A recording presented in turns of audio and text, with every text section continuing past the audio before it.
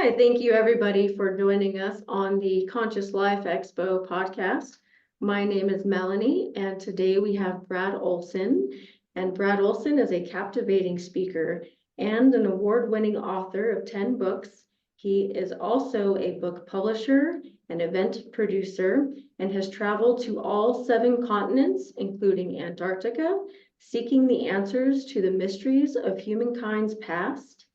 Brad Olsen has also been on television shows such as Ancient Aliens, American Unearthed, Beyond Belief, Book of Secrets, The Truth is Out There, and Mysteries of the Outdoors. And thank you very much, Brad, for joining us today.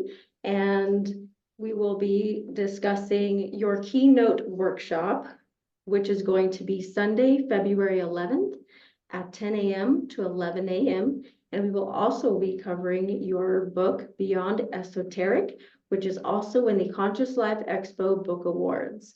But before we get into that, I would just like to introduce everybody to Brad. And how are you doing today, Brad?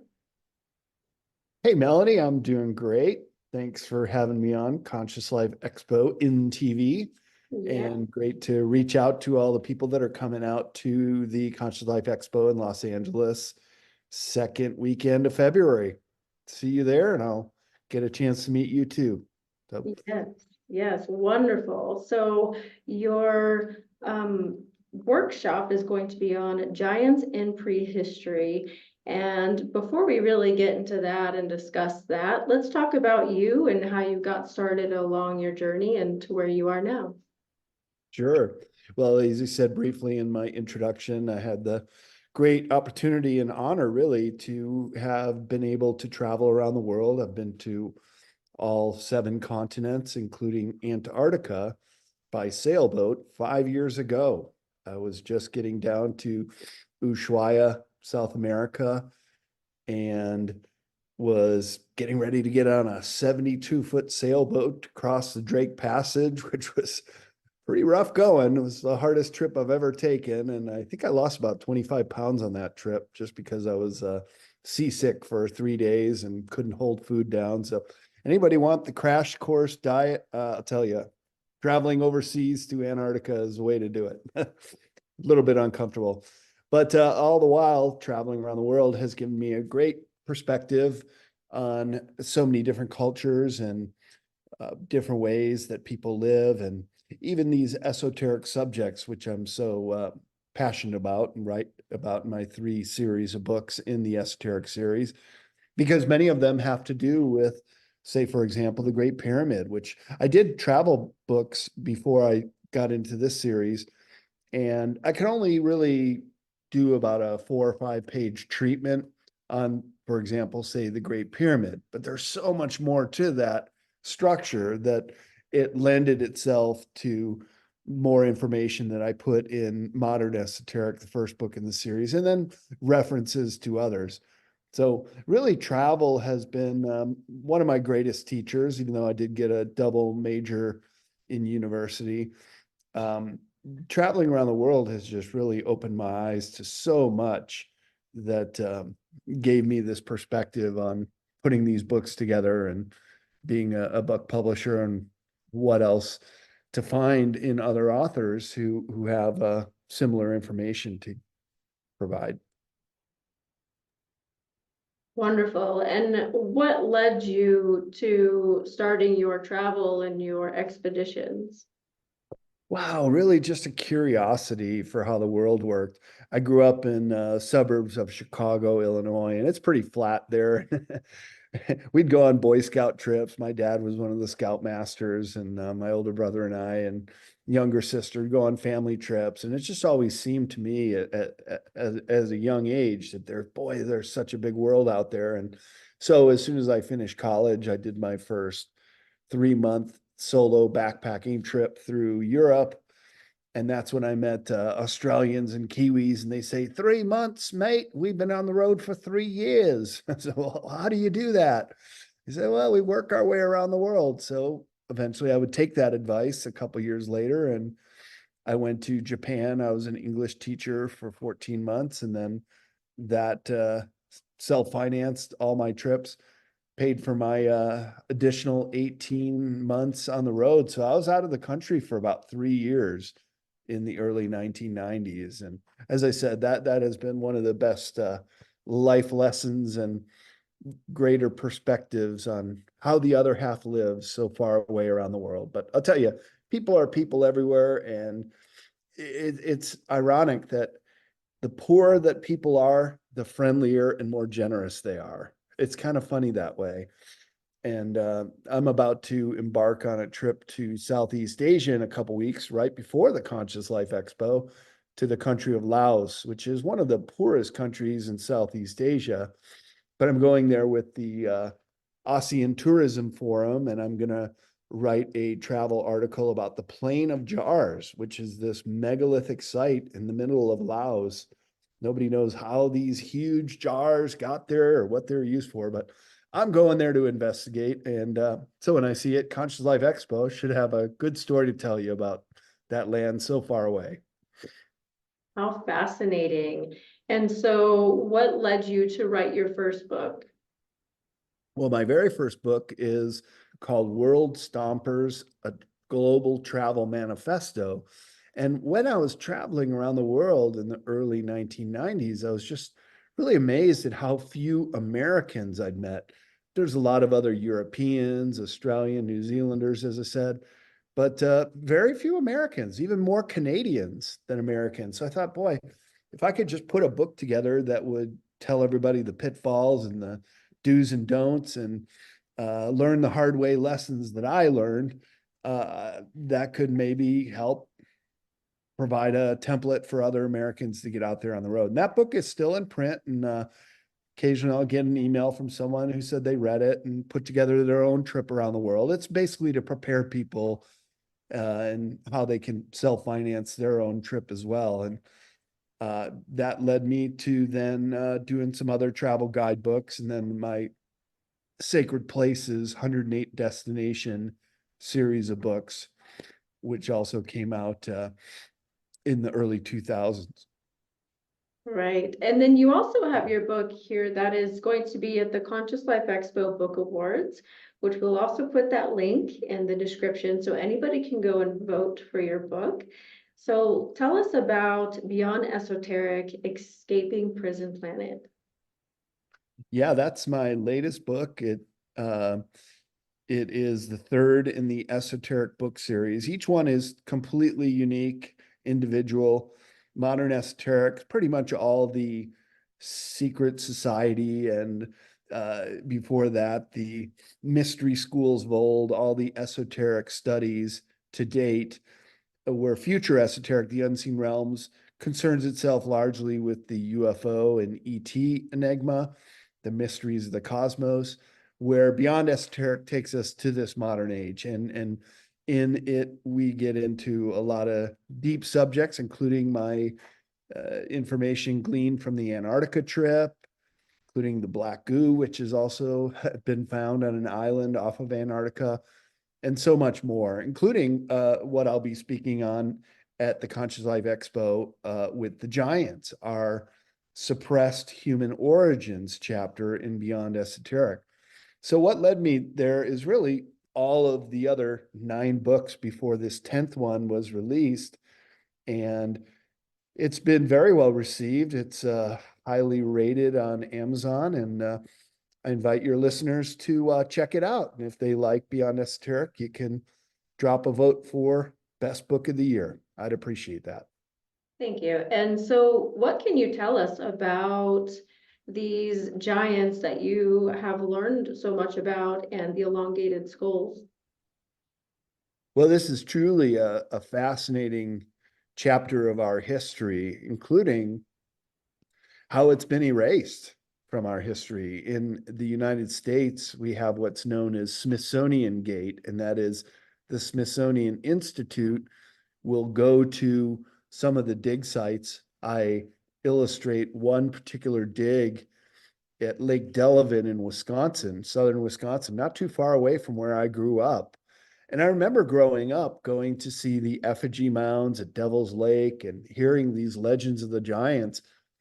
But in the about 100 years ago, the archaeologists from Beloit College in Wisconsin were doing a dig at Lake Delavan. They had been tipped off that a farmer had discovered some bones. They were very, very large. They're doing everything by the book. The local newspaper started to report on these findings that they had uncovered 9 foot, 10 foot giant human skeletons. Well, look, the tallest man ever recorded was Robert Waldo from Alton, Illinois, and he was 8'11", and these were coming in bigger than him. So clearly they were human-like, but not quite human. And oftentimes they would have these bulbous skulls that elongated out in the back, much different than ours, and 30% larger eyes and a larger connection to the spine. So they're doing this dig, and the news stories start going from local coverage to then getting on the wire and being covered across the nation. Then as soon as it started to get a lot of attention, here comes the archaeologists, I'll put that in air quotes, from the Smithsonian Institution, kind of flashing their badge like the FBI, saying, "Oh, well, we're here on the scene. We're going to take over this dig." And they say, well, hold on. No, we're well into this. We want to complete this project. So no, we're going to do this. The archaeologist from Beloit College said, well, look, we really want to find out more about what you find out if we're going to turn this over to you. And they said, oh yeah, sure. A couple weeks go by, a couple months go by.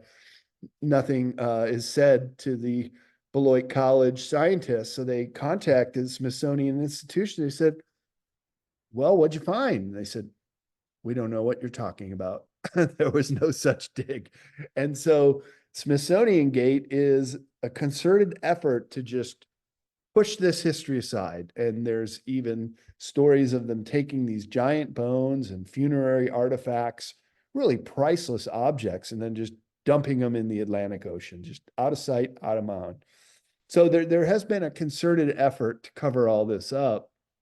And I'm just wondering why. Why is it so hard for Smithsonian Institution and our historians to understand that there had been giants a long time ago? They're written about in the Bible. Many other ancient texts refer to the giants, and it's just an esoteric subject because so few people know about it, and therefore I'm very interested in the subject, and I put together this presentation, this workshop that I'll be giving at Conscious Life Expo in LA, putting out all the evidence about how not only giants had been found in North America, but also how you can find them on hieroglyphics in Egypt and many other cultures around the world, that it truly was a global phenomenon. And those bones have been found in 5 of the 7 continents around the world too. Wow. And what is your perspective on the giants and perhaps maybe how they originated? And also, why do you feel that that is being covered up? Well, it's being covered up because I feel like it just rewrites history in a way that a lot of the historians don't want to address, that there was another sentient, perhaps even higher intelligent species on this planet before humans. And so that kind of throws many of our organized religion narratives into a tizzy to say that, hey, well, maybe humans aren't the top of the totem pole here, that there were others involved.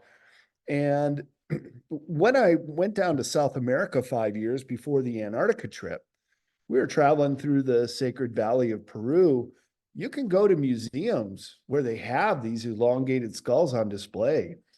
Certain people, like the Peruvians, there's even another museum in Paracas, Peru, where they have dozens of these giant skulls, and they're much, much bigger than humans. And I'll show in my presentation the size comparison of human skulls and some of these elongateds. But down there in Peru, they're just, hey, this is part of our history. This is who we are. This is another species that lived amongst us. And many times they're even buried in the royal tombs of the Incans. So they held a very high place in society when they coexisted with human beings, with the Incans and other races. Wonderful. And have you found, I guess my next question is, where else in the world have you found other giants or elongated skulls?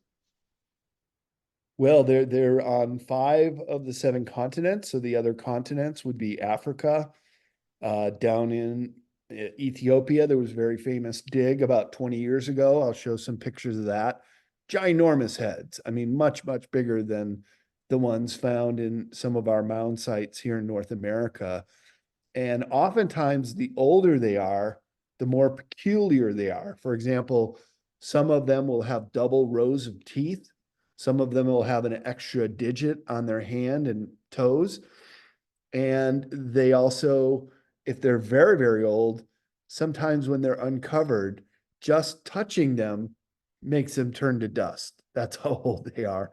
So a lot of these digs, they'll be in mine shafts or other kind of digs and come across a tomb. And once they open it up and try to lift up a bone, it just disintegrates. So some of the digs are lost that way. But they've also found the elongated skulls in Europe, on the Black Sea area, quite a few, and also out in China and the Far East.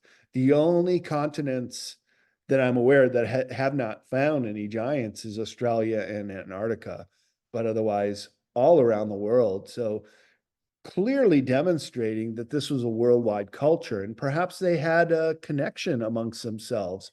Perhaps they were flying the Vimana craft that are described in the ancient Indian texts, that there was a high-tech civilization that once existed in this world, and perhaps they were just colonies of a master civilization that had once been here. And humans, as described by Zachariah Sitchin, were just the worker race, that we were even developed perhaps by these genetic scientists, the giants, to mine the gold for them, to be smart enough to take orders, but dumb enough not to realize that we didn't have to follow these masters.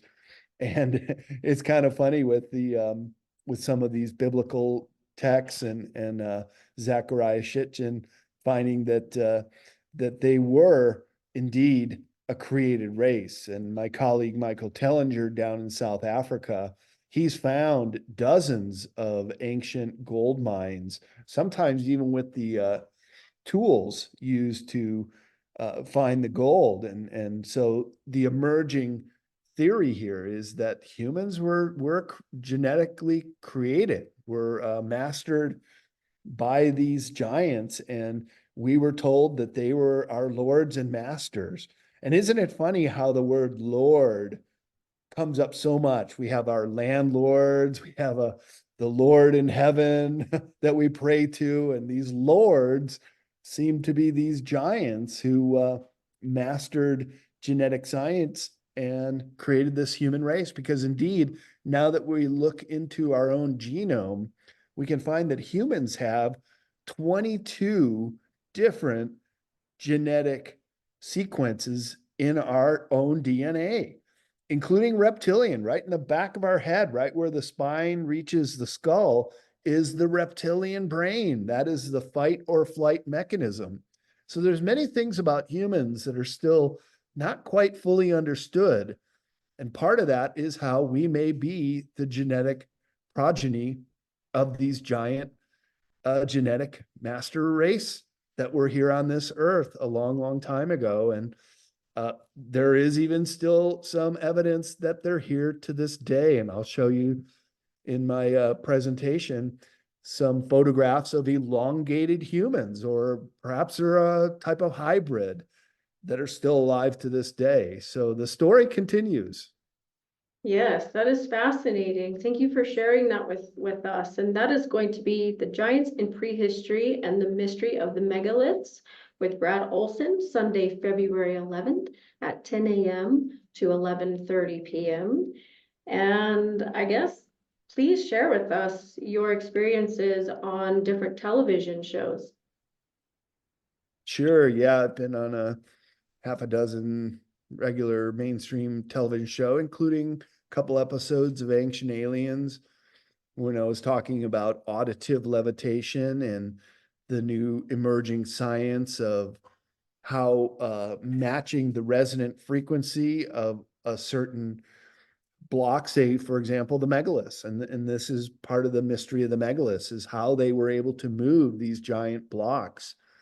Now science is finally playing catch up and finding that every one of us and every physical thing in this world has a resonant frequency. And if you're able to match the frequency using technology that is only now emerging, or shall I say re-emerging, because I do believe it had been employed in times of past, that you would be able to move these megalithic stones. And so the one episode of Ancient Aliens I was on, we were talking about the location called Non Madal in Micronesia. And there is a quarry where these basalt, kind of like Lincoln log rocks, were taken from one side of the island, moved over a waterway to the backside of Ponape, where they created this very enigmatic site called Non Madal. And when it was first discovered by explorers, they called it the Venice of the Pacific. It's still there to this day, and Ancient Aliens has done subsequent shows just on Non Madal because it's so unique. And of course, underwater, Graham Hancock covers this in his show Ancient Apocalypse.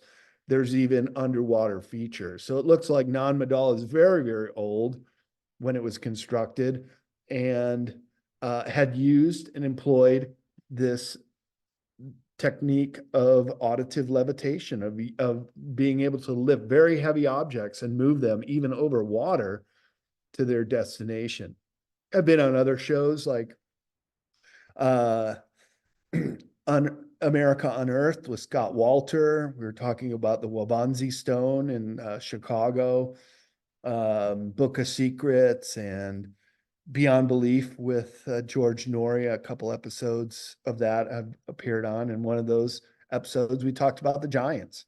So it's very familiar territory for people who are into these subjects, that I might pop up here and there talking about the giants or megaliths, and perhaps the connection between the two, that maybe this is another lost technology that these very advanced giant race were using to build these megaliths. So I'll put all those connections together in my talk at the Conscious Life Expo in LA, and hope to see you and your audience in the audience for my presentation.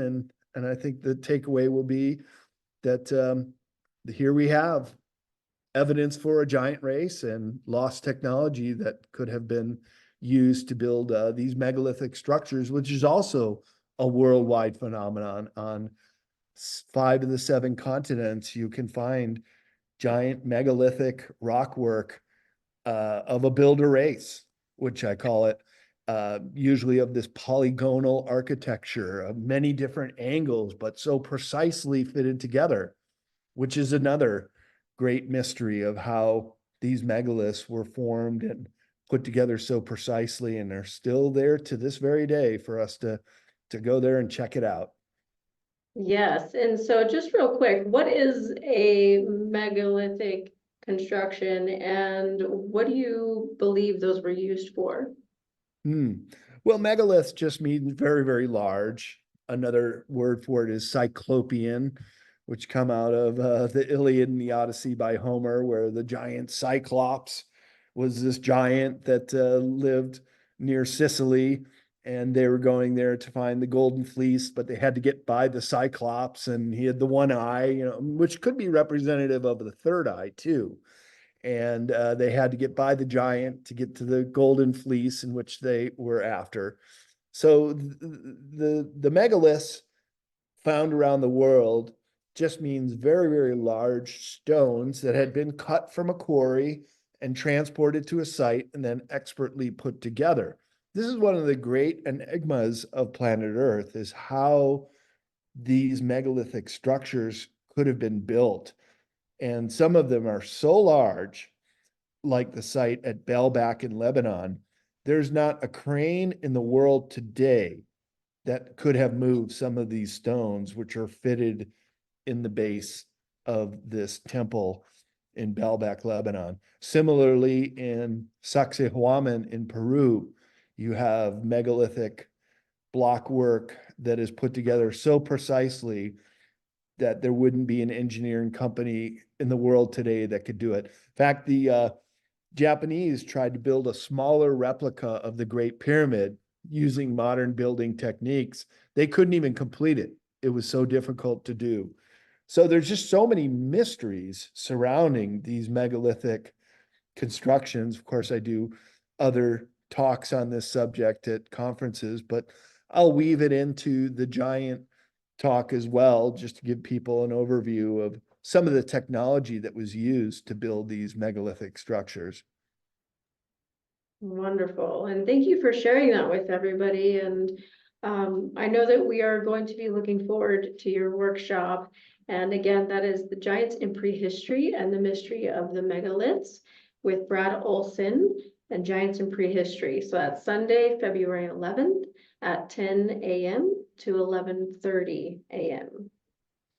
And so what do you feel as we go forward and evolve as humans and on this timeline that we're currently in? How do you feel that disclosing our history, how do you feel that this is going to help with our consciousness as we expand?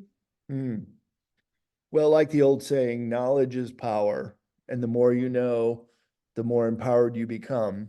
And to know our suppressed human origins, to me, is an absolutely fundamental piece of the puzzle of who we are on this planet. Even though I will propose that many of these giants were not human, they're human-like, but they're not quite human like we are. For example, they don't have the central suture, that crack if you see a human skull that goes up in our forehead. The giants don't have that, as well as many other features as I described earlier. So they're a different cut of the same die, you could say, or we are a product of their genetic tinkering, as Zachariah Sitchin would say. So it's really a big piece of the puzzle that is placed when you incorporate this information into the whole timeline of human beings on planet Earth. It's really an essential part of the big question of who are we and why are we here?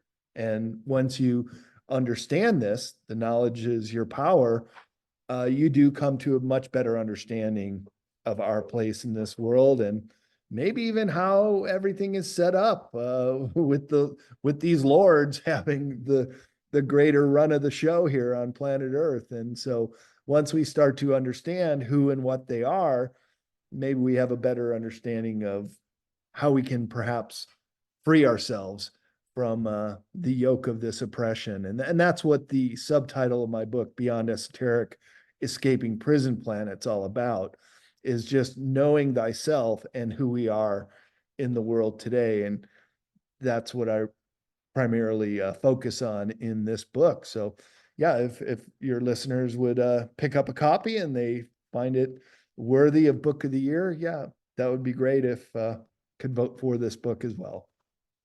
Yes, we will have that link for the book awards. Anyone can go there and vote for Brad's book. And please share with us your website and what we can find there. Sure. Well, to find Beyond Esoteric, all of my books, as well as the dozen authors who I publish at cccpublishing.com. You can go to that website, and if you order any of my books, they go through my office, and I'm able to sign copies for people. The other website is my name, Brad Olsen, Olsen, spelled as one word.com. And then you can see some of the other conferences I'll be speaking at in 2024 and some of the other projects I get involved with, including event production of a big outdoor festival we do every springtime in San Francisco called the How Weird Street Fair. And we just submitted the paperwork to do our 25th annual How Weird Street Fair on May 4th in downtown San Francisco, California. So that's another event I'll be at, but it's kind of funny when I'm the producer, I'm rarely seen, but when I'm the speaker, of other people's events, then I'm on stage with a microphone. So I kind of play both ends on that one. How exciting. And do you have any other expeditions coming up other than Asia? Well, I travel around the country quite a bit. So I'll be speaking at a conference in Texas in April for the full solar eclipse. That'll be cool. I went to the other solar eclipse up in Idaho about 7 years ago. It's really an amazing thing to see during the middle of the day, and the sun gets blocked out by the moon. Perfect synchronization where in the middle of the day, everything goes dark. You can even see the stars in the sky. But the interesting thing I observed when I was at the first solar eclipse is that along the horizon, it's still daylight. It's just up in the sky that everything turns dark. So looking forward to that one on April 9th, 10th, and 11th, the date of that next solar eclipse, which I understand is the only one in North America for about another dozen years before the next one. So happy to go see that one again too. Yeah, that sounds very interesting. Very interesting. And so are there any messages that you would like to share with anybody who will be looking forward and joining your workshop? Sure. Well, if you find our ancient history of interest, I should be able to shed some perspective on more of that untold history that has been withheld from us. And just in general, it's the Great Awakening. We're in a period where humans have had unprecedented access to information and knowledge, that we have a new conscious life amongst us. And putting all these pieces together makes us better, more intelligent humans. So just be part of the Great Awakening and expand your knowledge horizon as much as you can. And in the end, we're all in this together. We're watching the greatest show that's ever taken place here on planet Earth. It's great to see it all and play my role in it and everybody else. So we'll see you at the Conscious Life Expo, and looking forward to a great 2024. Yes, amazingly said. And so if anybody would like to find Brad's book, Beyond Esoteric, Escaping Prison Planet, you can vote for that on the Conscious Life Expo website, and I will be posting that link for everyone there. And just as another reminder, the Giants in Prehistory is Sunday, February 11th at 10 a.m. to 11 a.m. And that is a keynote workshop with Brad. Is there any social media that you would like to share with anyone to Oh, contact? just you can find me, Brad Olsen, on Facebook and also Twitter. Those are about the only ones I do. CCC Publishing on Twitter, and do my posts there. And yeah, just share a lot of funny, interesting stuff, and the where is he now photos when I'm on my travels, and let people travel vicariously through my trips. Try to do a funny shot somewhere, wherever I'm at. Yes, wonderful. And I can just imagine how inspirational that your your travels are to many. And so thank you for doing that and sharing your work with us. My pleasure. Happy to be here. Yeah, Be in service to all. yes, definitely. Well, thank you, everybody. And Brad, is there anything else that you would like to share with us before we go today? Well, just hope to see some people come out to the Conscious Life Expo in LA in February. I'll have some of my books uh, after my talk, and I like meeting people. So come on over and say hello. Yes, we will get all of that information for everyone in the description, including the workshop, the book awards, and Brad's website and his publishing website if anyone is interested in any more information. And so Thank you, everybody, and thank you, Brad, so much for joining us today. I look forward to seeing you at the Expo in February, and I know many, many, many more will be coming to see you and your workshop. So thank you very much. No, you're very welcome.